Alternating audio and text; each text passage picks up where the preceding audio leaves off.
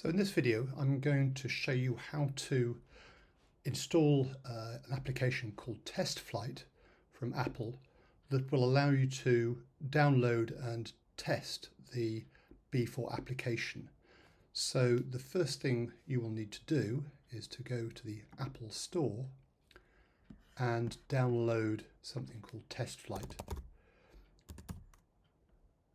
Now, TestFlight is a specific program from Apple that allows people to test out new software that's not publicly available. Effectively, this allows me as a developer to release a new version of software to a limited number of people for purely test purposes. So as you see, I've already installed this on my Mac. There is also a version on your iPhone or your iPad to do exactly the same thing. The process on both those devices is exactly the same. You go to the App Store, you pick TestFlight, you install it, and then once you have installed it, you open it, and you can see here that it would normally give you a list of the things you were invited to. So when you get a test email invitation from me after you've registered to test the product, it would then show you say, for example, BFour, and you would then have the option to accept the invitation and it would install the software for you.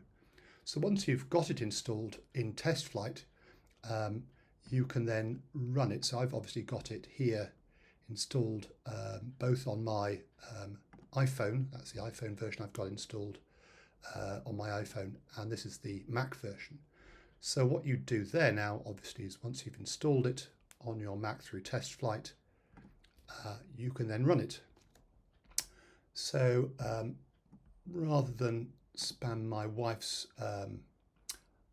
account, I'm going to log out and log back in as me. I will cut this bit out of the video to protect my email address. So we'll come back to this in a while.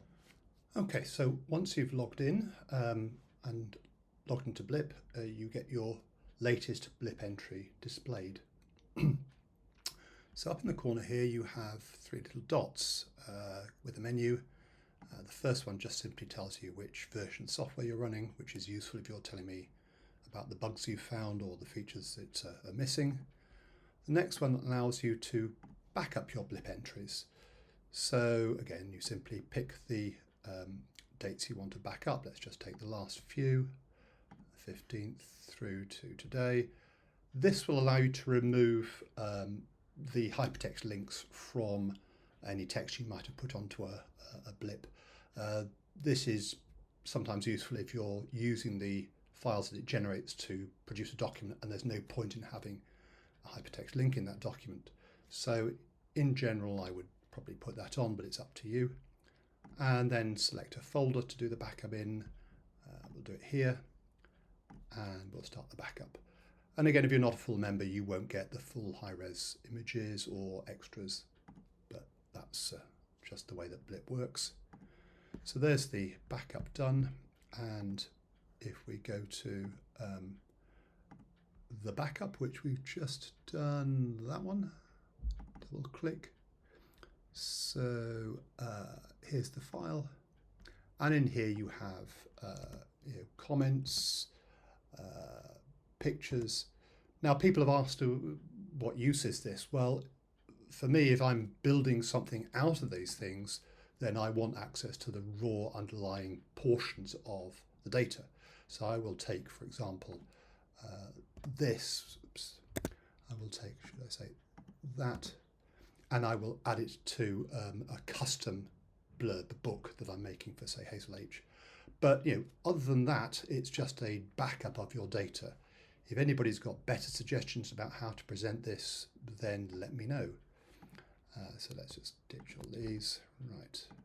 So the next thing, and probably the most important feature for most people on this, is generating a book. So this is broken into 4 sections. The book details itself, so you might want to say my amazing Blip book, excuse the title, by me. If you don't want any header or preface page, then leaving this section blank. You might want to have, I don't know, forward, is that right? And then some text in here. This is some nonsense about my book, etc. And then again, you pick your start date for the book. Let's just take all of the entries because I don't have that many. And we'll go to the end. I don't have extras because I'm not a full member. If you want to put tags at the bottom, click that one. If you want to have a rudimentary spell check, this just highlights in a text file words that might be misspelt. It's not very good at words with apostrophes like wouldn't, isn't, can't, etc. But it does give you some ones that you might have got, INE reversed. So it's worth sometimes switching it on. This one allows, as it says, low-res images. So if, particularly if you're a non-member, your standard resolution pictures will not be sufficiently large for, say, a blurb landscape book. They'll be kind of squashed in the corner a little bit. If you've got even lower res images, then they really will be squashed. So this allows them to be scaled up, but then you will get warnings when you upload it to Blurb that the images are too low res. The aim of the book creation is to want images that are 275 dpi. So if your page is so many inches high, it works out how many pixels from your picture will fit in and tries to at least have that scaling so that it doesn't contravene that limit. So the final bit is if you are a wordy person, a bit like Hazel H, and you write an awful lot for your your blips, then you will almost certainly have a blip book for the year that runs over 365 pages and probably exceeds 440 pages, which is the limit for the blurb hardback and paper dust jacket books. So if you find that you try and generate a book and it runs to 450 pages, try upping this to say 20 or so percent, and it will then, if there are pages where the text has just overflowed that page, it will kind of squeeze the images back down to try and accommodate the extra words. But I say, if you don't write too much, don't worry about that flag. Next one is typography. That's fairly self-explanatory. You just choose the size of your writing. Next one is page layout. You do need to remember these because when you upload your book to Blurb, you will need to re-specify these. It should pick out the cover type, but I've made the mistake a couple of times of picking a standard paper, but not put standard paper on the Blurb website when I've uploaded the book, and it's gone, the cover's the wrong size. So watch out for that as a gotcha. And the last bit is simply the location save as BFour. So we're going to do that, and we're going to generate the book. And again, it warns you if you're not a member, so you'll only get lower resolution pictures. Now I can't remember if I ticked no, I didn't. So what will happen is these will be particularly small pictures. And you'll see that in a minute. We might just redo it in both the cases to see what the difference is. So let's see what results from this. And I'll talk you through some of the features of the pages that are being generated. So that's the warning. Yeah, you do print these things or upload them to Blurb and print them at your own risk. I can't accommodate errors in my program that might make things look wrong, but hopefully they do generate valid pictures and book pages. So again, let's have a look at the cover first. So these red lines, the horizontals, the blues, so that's the spine of the book. These crosshairs are simply to indicate to me visually or to any tester where the center of the page is, because these columns should be centered on that line. And it's particularly important for the dust jacket because there are flaps on the pages, so you need to see where the picture itself would actually lie in that structure. In the final version, all of those lines will be gone, and you'll be just left with the cover with your text and your pictures. Now let's move on to the contents. And again, let's move this to single page view. So you have the word draft. These borders again around the edge, all of these ones around here are all just for guidance as to where Blurb expects the text should go. These are the margins that it expects, the gutter margin, the left and right side, and they are different depending on whether you've got a left-handed page or a right-handed page. So for example, if we go to a 2-page view and slightly increase the size here, now you can see that this is squashed in the corner. If I had opted for a scale up, this would be much bigger, and we maybe do that as another test. But again, these red lines and these borders down here will not appear in the final version. The underline here is always there, but somebody has suggested they might not want to have that, so I will maybe change that to be an option. So let's move on. So this is the thing that you need to pay attention to. The left and right sides of this are different. The internal gap, the gutter, if you like, is wider than the outer edges. And these will be different from, say, if you did an A4 where you get to choose the width of the inside and outside. But those are the important pieces, that this is simply a guideline. It will be gone in the production version. It helps you to visually inspect all the pages to make sure that things are lining up properly, because that's really crucial. The other thing to check is overflows. So the text is widow and orphan protected, so you never have, or you shouldn't have, single lines orphaned on a column unless it is a single line in its own right. So for example, these are all single lines and they would be allowed to be split across columns. So here you can see this is a two-line widow with a multiple line orphan. But as you see, this is there's one that's got a 2-line orphan because this is a squashed up picture. But yeah, so you can see that this is how it's laid it out. That's a very small picture, and that's why the text is all squashed up there.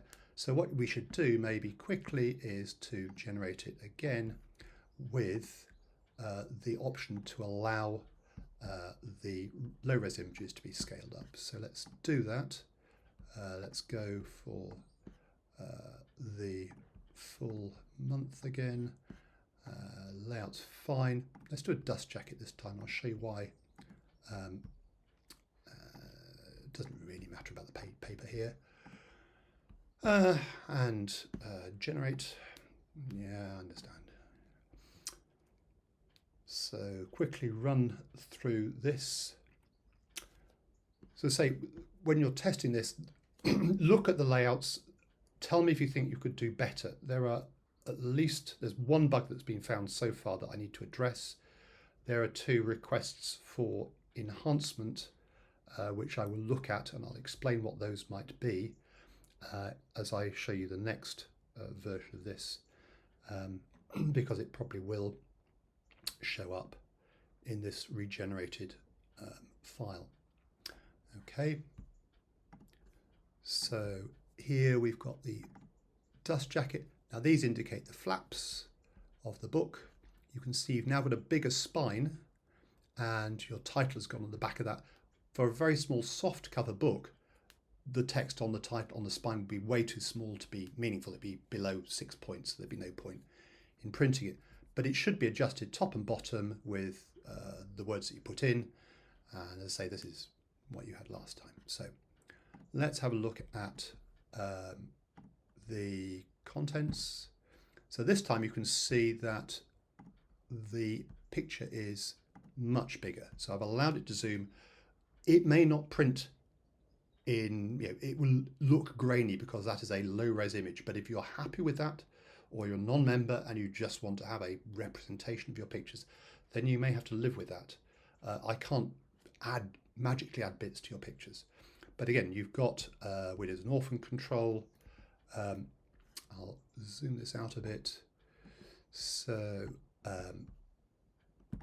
again, as I said, these lines will go. This has been scaled to have lots more room. The maximum of the program is to give the picture as much room as it can, and if the text of the page might fit in one page, it will scale the image appropriately. So this is what's happened here. It's made the picture as big as it can do, but yet still get the text on. If the text is always going to overflow, it'll just make the picture as big as it can within certain parameters and overflow the text. So we might have an example of that here. So here's an example. The text was never going to fit on, so it's given the picture of full space and it's overflowed it onto a separate page here.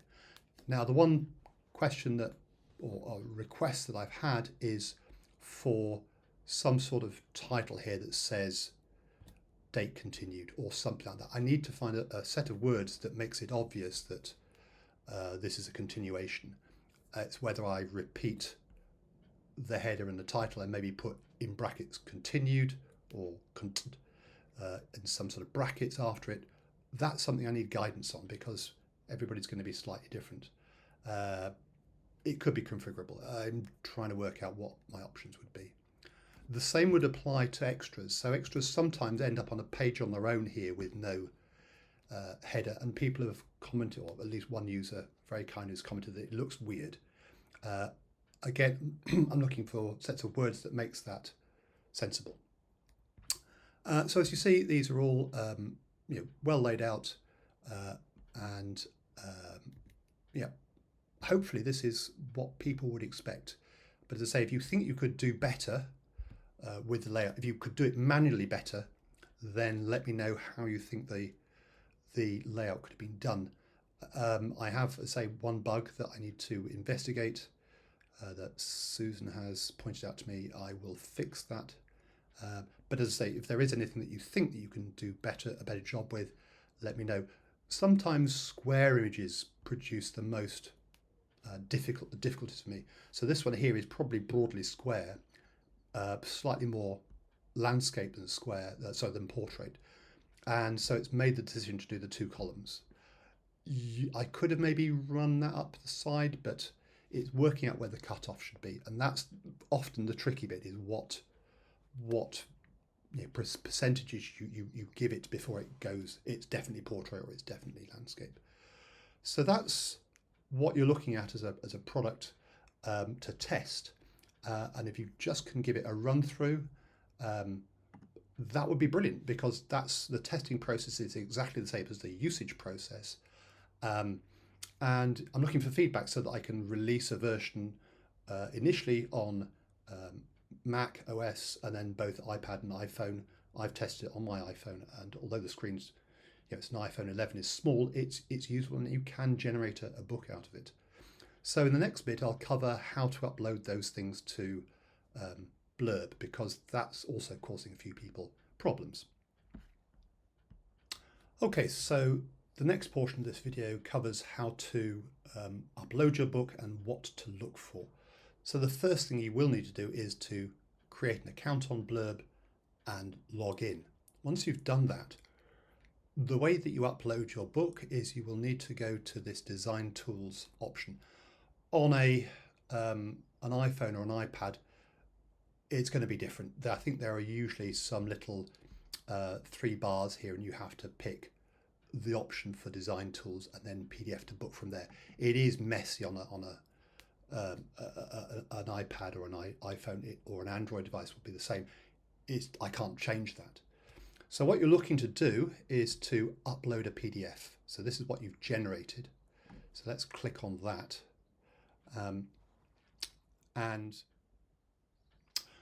Okay, so once you get to the PDF uploader section, you're going to choose the option for the separate items. So in this case, I'm going to upload, say, the dust jacket version and its content. I haven't tried this, that's that one. And next. So it's worked out that it's a dust jacket, which is good. And I think we said probably standard, premium. So I think it was premium. And don't need a title. I mean, it doesn't matter. This is really for, I don't know, Heineken, yep. Let's just say book, and me, and upload to blurb. So it goes away and validates the pages, which is always an exciting time, and it's passed. Whoop-de-doo. Right. So say you have to make sure that your choice is aligned with what you put in at the BFour side. So if you preview the book, again, the lines that I put in the preview version are all going to be gone. So you're not going to be looking at these horrible green bits and blue bits. They'll all be gone, as will the crosshairs. Again, this is just for guidance, but the thing you're paying attention to is, are these things sitting below, blurbs dotted lines, for example, or following this 16th of an inch thing? This is what you need to check, and in theory the text should never be near these items. So but if they are, it's a bug and you need to let me know. And this is what you check even visually. If you generate your own book with a production version, you still want to manually go through your book, checking that everything is looking correct. And again, as I said, check the gutters look right. So these are two facing pages. The center of the book should always have a larger gutter than the outer edges. And it's important, these trim lines are where the book pages will be trimmed. So I have to be careful that I don't let any of your text stray into that area. So you go through your pages and you make sure that they fit your expectations. And when you're done, you order your book. And as I say, that is pretty much the process. That's what you're looking for testing, but it will be the same when you are hopefully printing a valid Blip book. So I hope you enjoy it, and I hope you enjoy testing it. And the sooner we get this tested and working, the sooner you can have the option to print your own books. Anyway, good luck.